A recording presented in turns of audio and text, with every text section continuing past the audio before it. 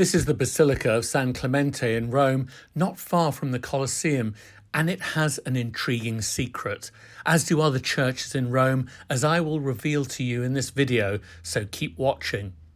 What you see in front of you looks just like another medieval church built at the turn of the 12th century, so around the year 1100.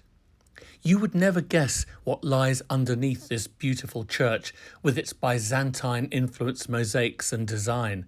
This church also contains the tomb of Saint Cyril, who translated the Bible into Slavic, and during World War II, Jewish people were allowed to hold their services here.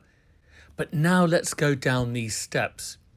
We discover an earlier church dating back to the 4th century AD, when Christianity was legalized by the Roman Empire. This is the first of 2 layers of buildings under the church above, so stick around to find out what's underneath here. This late Roman church was used up until the church above was built, and then it was filled with rubble. Now I go across this ancient floor only to discover another flight of stairs leading down. As if it wasn't surprising enough to find one church built on top of another, now we go down another flight of stairs. What are we going to find down here? Now we are in the 1st century after Christ, and this is the world's best preserved underground temple dedicated to the god Mithras. Built deliberately to resemble a cave, and there is the altar to Mithras, always depicted killing a bull. Here the worshippers prayed and feasted to this Persian god. So not only is there a temple to Mithras underneath this church, but there is also a high-class Roman house with a spring underneath it.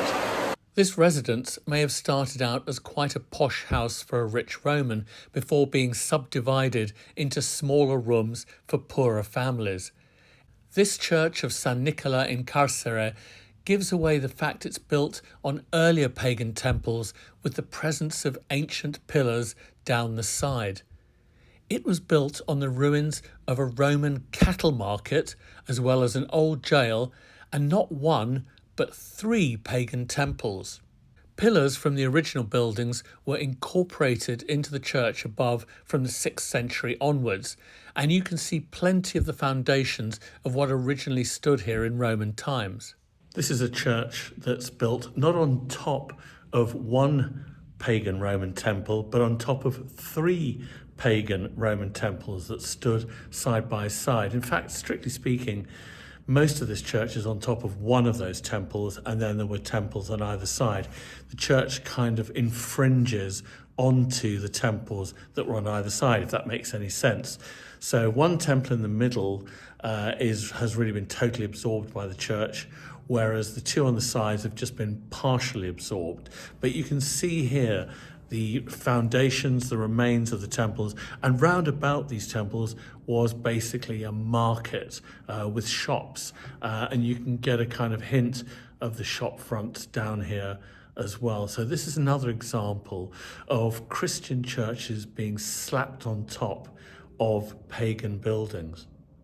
Churches weren't built by accident on top of pagan temples. They were built deliberately in order to stamp out pagan practices and in order to appropriate the pagan gods, often reinventing them as Christian saints. You may not be able to make it out, but there are the gaps here between the temples on top of which this church stands. So it's like a furrow leading off there, but there were these 3 temples side by side. And then we re-emerge from the Roman ruins, up a marble staircase and back into the medieval Christian church, which is like another world by comparison. Now we go to the church of Saints Sylvester and Martin in the mountains, which has its own secret. It's a pretty standard looking church in Rome, but it's another one that's got history and mystery underneath it. So let's go and discover.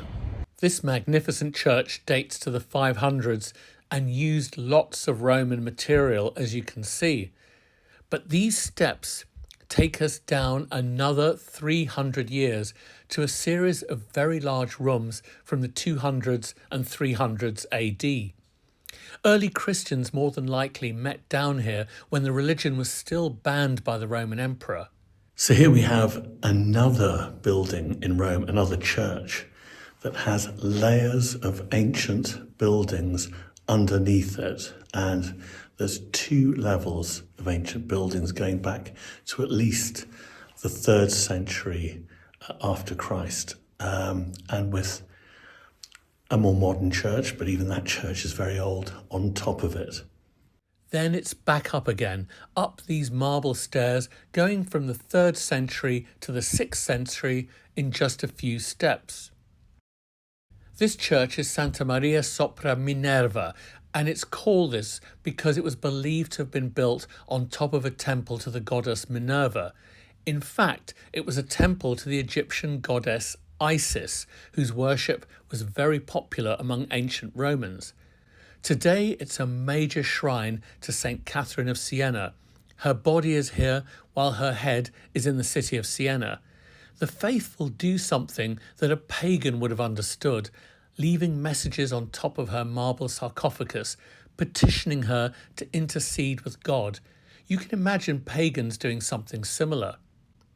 Finally, in the Roman Forum, we have the temple built to the memory of the dead wife of the Emperor Antoninus Pius, a woman called Faustina, who was declared a goddess in the 2nd century. After the fall of the Roman Empire, the church of San Lorenzo in Miranda was built within the pillars and on top of the foundations. It was thought that St. Lawrence was condemned to death here by Rome's pagans in the 3rd century AD before being burned on an iron grill. So you have yet another church that's squatting on top of a Roman pagan temple.